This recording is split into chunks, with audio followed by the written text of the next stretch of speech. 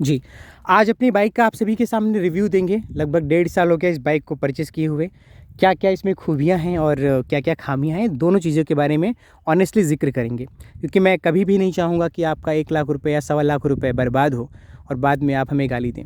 चलिए शुरू करते हैं। तो आप देख पा रहे हैं पल्सर 125 सबसे टॉप वेरिएंट का जो स्टिकर होता है वो लगा हुआ है। यानी कि 150 और 125 में अगर इसमें डिफरेंट है तो केवल बैचिंग का। यहाँ पे 125 का बैचिंग है, उसमें 150 का। बाकी सेम टू सेम चीज़ें आपको देखने को मिल जाती हैं। इस बाइक को लेने के बाद पहले शुरुआत की एक्सपीरियंस आपको बताऊं तो बाइक लेने के 2 दिन बाद भाई साहब सच में इतना दिमाग ख़राब हुआ मेरा। मैंने कहा मैं कहाँ फंस गया, कौन सी गाड़ी ले लिया। पिकअप एकदम थर्ड क्वालिटी का था भाई साहब, नई नई गाड़ी थी तो पिकअप इतना बेकार था ना, मेरे सामने से स्प्लेंडर वाला निकल जाता था। तो मुझे लगा यार इतनी हैवी इंजन, इतना हैवी लुक दिया है और ये अंदर से क्या कीचुए की तरह चल रही है बाइक। तो मैं बहुत ज़्यादा डीमोटिवेट हुआ। सेकेंडरी इसकी ब्रेक को लेकर के, इसका ब्रेक भाई साहब इतना गंदा काम कर रहा था कि मैं क्या ही बताऊं। सामने से अगर कोई गाड़ी आ गई ना और आप ब्रेक मारेंगे तो बिल्कुल इसका कंट्रोल कर ही नहीं पाएगी। देखिए, लेकिन जिस तरह से बनाया हुआ है, अगर आपने यूज़ नहीं किया आपको लगेगा कि सुपर ब्रेक है। ये ब्रेक को लेकर प्रॉब्लम थी। थर्ड भाई साहब, गाड़ी को लिए 10 दिन हुआ था, उसके बाद चैन पॉकेट से आवाज़ आने लगा था। और आप सब भी जानते होंगे कि बजाज की जितनी गाड़ियाँ हैं चैन पॉकेट से आवाज़ आना लाजमी है, इसमें कोई पहली गाड़ी नहीं है। तो ये था 10 से 12 दिन का। उसके बाद मैंने ना 500 किलोमीटर गाड़ी को चलाया, फिर इसके बाद पहली सर्विसिंग कराई। अब यहाँ से इस पल्सर 125 का असली चेंजेस आना बताता हूँ। भाई साहब, पिकअप को लेकर के जो शिकायत थी वो 10% कम हुई। सेकंड सर्विस कराया 20%, थर्ड पे सीधा 90। यानी कि जब जब सर्विस करा और इंजन ऑयल चेंज हुआ ना, गाड़ी की जो पिकअप थी वो पिकअप बढ़ती गई। और इस समय 1.5 साल हो गए हैं, 150 की तरह भाई साहब पिकअप देती है। अब ब्रेक को लेके बात करते हैं। ब्रेक को भी लेके कुछ ऐसा ही था। देखिए भाई साहब, गाड़ी नहीं होती है ना, हर पार्ट इसके कसे होते हैं। सड़क पे चलती है 1000-2000 किलोमीटर ना, उसके बाद एग्जैक्ट रिव्यू बाइक का समझ आता है। तो ब्रेक को भी लेके जो शिकायत थी लगभग 90% कम हो गई है, लेकिन 10% आज भी पल्सर 125 की जितनी गाड़ियाँ हैं आज भी उसमें भाई साहब ब्रेक की शिकायत है। वो कॉन्फिडेंस नहीं मिलेगा जो आपको 150 में मिलता है।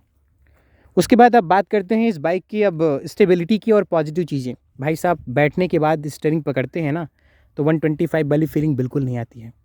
जब आप शाइन होंडा, शाइन एसपी या और भी जो भी कंपनियों की गाड़ियाँ 125 सीसी की, स्प्लेंडर प्लस या सुपर स्प्लेंडर, आप उसके हैंडल को पकड़िए और इसके हैंडल को पकड़िए, 5 मिनट में आपको लग जाएगा कि इसमें आप कोई बहुत स्पोर्टी गाड़ी को पकड़े हुए हैं और वो कोई हल्की फुल्की गाड़ी को। पहली चीज़ ये।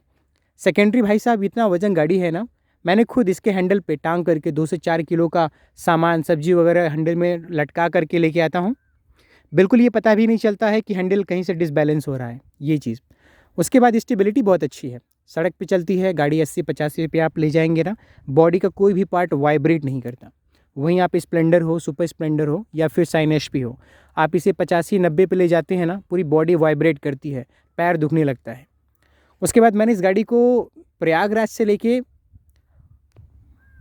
चित्रकूट तक ले गया था और 5 घंटे नॉन स्टॉप इस बाइक को चलाया था। कमर वगैरह भाई साहब कोई दर्द नहीं था। बहुत अच्छा, क्योंकि इसका टायर ना भाई साहब और गाड़ियों के कंपैरिजन में चौड़ा दिया हुआ है, तो आपको गड्ढे उड्ढे कम पता चलते हैं। सॉकर भी इसका बड़ा ही स्ट्रॉन्ग दिया हुआ है। तो उसके बाद आप आते हैं इसके मीटर में। पल्सर को ना क्या करना चाहिए, जैसे अभी आप शाइन एसपी वगैरह में है, आप गियर शिफ्ट करते हैं तो उसमें दिखता है कि लाइक गियर 1, गियर 2, गियर 3 और टाइमिंग भी। ये 2 चीज़ें मिसिंग है और अपडेट करना चाहिए बजाज वालों को। बाकी भाई बाइक शानदार है, स्पॉटी लुक है। आप पल्सर 125 को कहीं खड़ी करिएगा और इसके बाजू में शाइन एसपी खड़ी कर दीजिए, और जितने भी 125 की मॉडल की वेरिएंट की गाड़ियां हैं, मैं दावे के साथ कह सकता हूं, आप गाड़ी की उस ओनर क्यों ना हो, आपका दिल पल्सर ही लुभाने वाला है। लुक के मामले में पल्सर सबसे टॉप पे है, स्टेबिलिटी के मामले में भी सबसे टॉप पे है। हाँ, बस यही है कि आप इसका रख रखाव बहुत ध्यान से रखें, टाइम पे गाड़ी को सर्विस कराएं, टाइम पे इंजन ऑयल चेंज कराएं। 10 साल भी आप कोई 10 साल के बाद भी ना भाई साहब आपकी गाड़ी ऐसे चमचमाती रहेगी। और आज भी मेरे से लोग पूछते हैं कि भाई अभी एजेंसी से ला रहे हो, मैं कहता हूँ नहीं भैया, 1.5 साल हो गया बाइक लिए।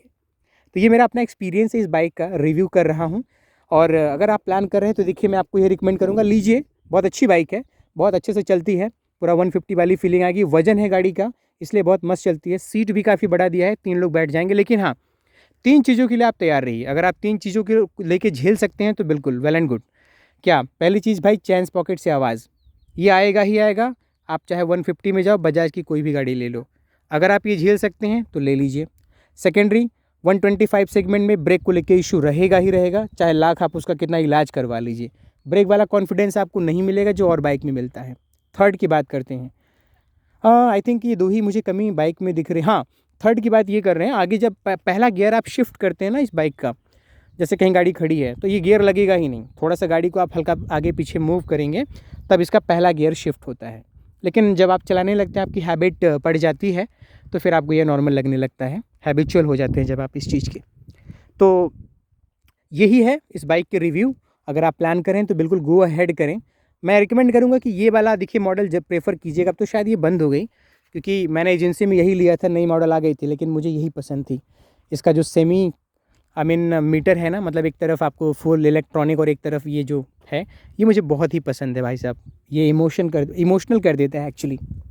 तो ये मेरा रिव्यू है, ये मेरा एक्सपीरियंस है पल्सर 125 को लेके। अगर आप प्लान करें तो बेशक खरीदिए, क्योंकि 125 में बेनिफिट ये है ना भाई साहब, आपको ये देखिए किक वाला सिस्टम दिया है, बैटरी लो हो गई तो आप किक से स्टार्ट कर पाएंगे। 150 में ये फैसिलिटी नहीं आपको मिलेगी।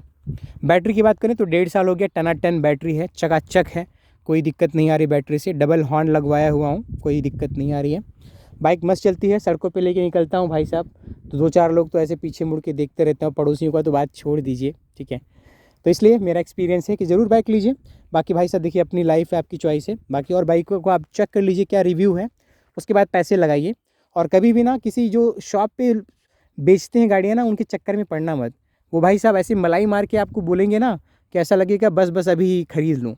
तो उनका काम है बेचना, ठीक है, वो मक्खन लगा के बातें करते हैं, लेकिन एक्चुअली भाई साहब आपका पैसा है, आपने मेहनत से कमाया हुआ है, तो इसलिए आपकी अपनी रिस्पॉन्सिबिलिटी है, डिसाइड करें और सही गाड़ी का चयन करें। मेरे अकॉर्डिंग मैं बिल्कुल भी पश्चाताप नहीं है मुझे पल्सर से। भाई 125 सीसी में क्या लोगे, 150 का फुल मज़ा ले रहे हो, वज़न गाड़ी का सेम वही है, स्टीयरिंग का भी उतना ही वज़न है, चल रही है खूबसूरत तरीके से। एक्सेलेटर जब लेते हैं 50-60 पे ऐसा लगता है आहा हा, सारे थकान सारे टेंशन दूर हो रहे हैं, और क्या ही चाहिए। अब थोड़ा बहुत तो देखिए मैनेज करना पड़ेगा ना, गियर शिफ्टिंग को लेके, या चैन से हल्का फुल्का आवाज़ आ रहा है, या थोड़ा सा ब्रेक को लेके, अगर ब्रेक पीछे का कम काम कर रहा है तो आगे का बहुत एक्टिव है, तो इतना कुछ मैनेज तो करना पड़ता है भाई साहब। और अगर नहीं मैनेज करना तो सीधा भाई 20-25 हज़ार रुपये ज़्यादा रखें तो 150 लीजिए, और 150 सेगमेंट में आपकी सारी ख्वाहिशें पूरी होंगी। चलिए, थैंक यू सो मच यहाँ तक वीडियो देखने के लिए। कमेंट के माध्यम से ज़रूर बताएं कैसा वीडियो लगा। So stay bless and stay happy.